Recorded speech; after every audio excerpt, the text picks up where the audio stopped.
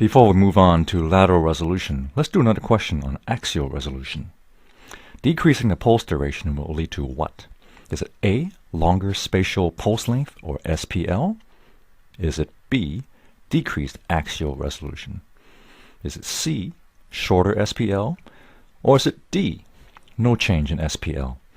You may pause the video to think about your answer.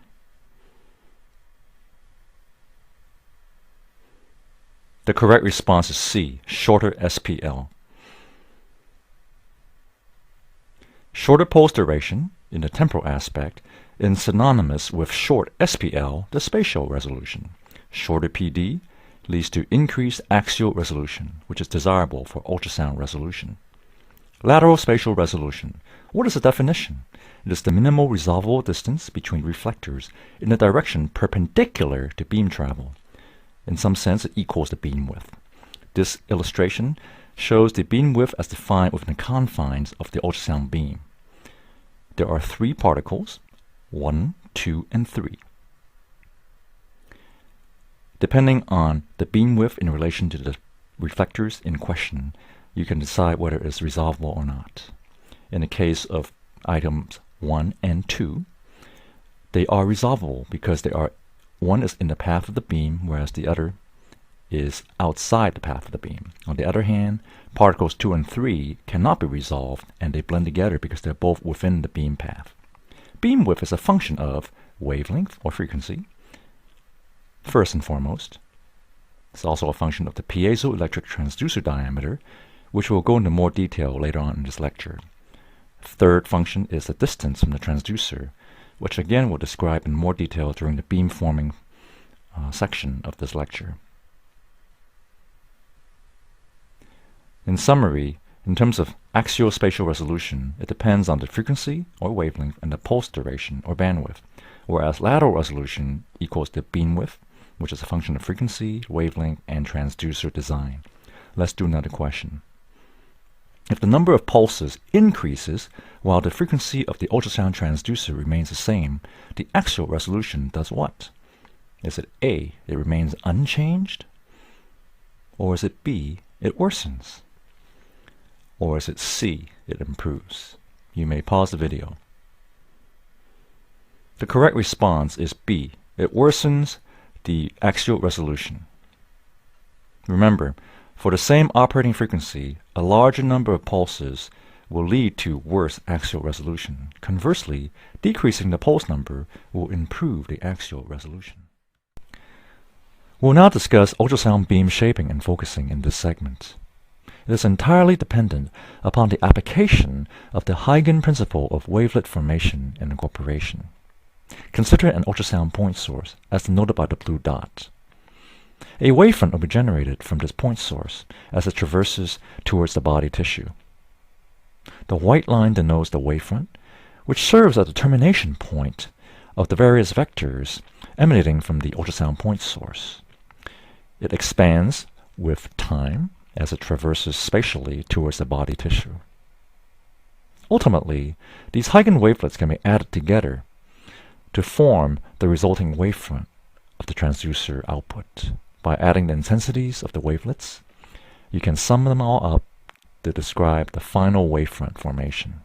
However, phase differences can either constructively or destructively interfere with one another, and therefore the ability to harness these differences to constructively add up the wavelets will be key in terms of the formation of the ultrasound beam of a transducer array. Consider a Huygens wavelet sound source with the spatially expanding wavelets as it traverses towards the body tissue. As the wavefronts get bigger and bigger, it diffuses. However, if you add up the point sources from multiple locations, you will have a more focused beam formation, as evident by the summation of the Huygens wavelets. As they get larger and larger, you can sum them up at any particular point. In this case, adding the in-phase intensities of the 3 point source and their subsequent wavelets, you can have this resulting 2-humped beam formation that you see on the bottom. The direction of the wavefront, in this case, is pointing from top to bottom. As you add up the Huygens wavelets emanating from the various point sources of the transducer surface, you derive the beam profile. In the near-field near zone, or otherwise known as the Fresnel zone, denotes the part of the beam between the transducer surface and the waist of the beam. From the waist of the beam onwards is the Fraunhofer or far field zone, which denotes the field region of divergence. At the waist of the beam width is minimum, which is located at the focal length, which is the distance measured from the transducer surface to the waist of the beam. The waist of the beam is where the beam width is minimum. From that point on, the beam diverges because of a loss of focus.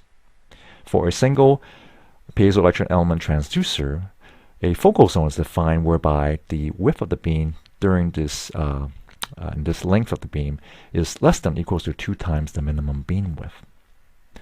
We can also describe ultrasound pulse in terms spatially, as in a teardrop.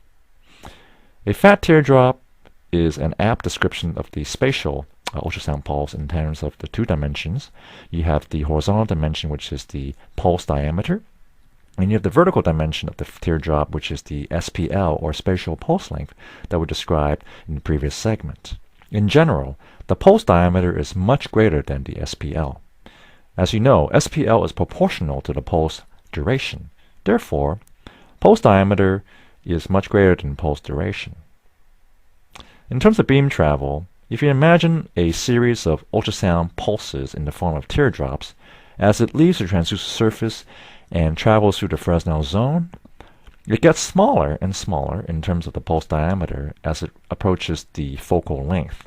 At the focal length, the diameter is the smallest, but as it leaves the focal zone and heads towards further and further into the Fraunhofer zone, the beam starts to diverge, and therefore the teardrop becomes bigger as it reaches towards the body tissue surface. Beam width versus frequency. In simulation, you see that at 5 MHz you have a certain beam profile.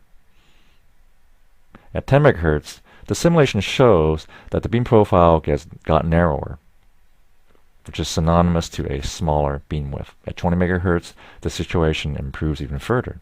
Therefore, higher frequency gives you smaller beam width and improved lateral resolution. In summary, the beam profile contains the Fresnel zone, which is the near field. There's the Fraunhofer zone, which is the far field. We know that the signal intensity is non-uniform across the beam, and beam is narrowest at the focal length, which is the boundary between the Fresnel and Fraunhofer zones. To maintain the same beam width across the profile, as the focal length increases, the aperture must be increased. If you're a photographer, you know that f number is a comparable concept here. As the focal length increases, you must increase the lens aperture to compensate, to keep the f number constant. Finally, for single element transducers that we've been describing in this lecture, it does not allow for operator focus. Let's do a question to test your knowledge. If an ultrasound beam diverges more in the Fraunhofer zone, is it A, divergence angle is smaller? Is it B, axial resolution is improved? Is it C, lateral resolution is improved? Or is it D, lateral resolution is worsened?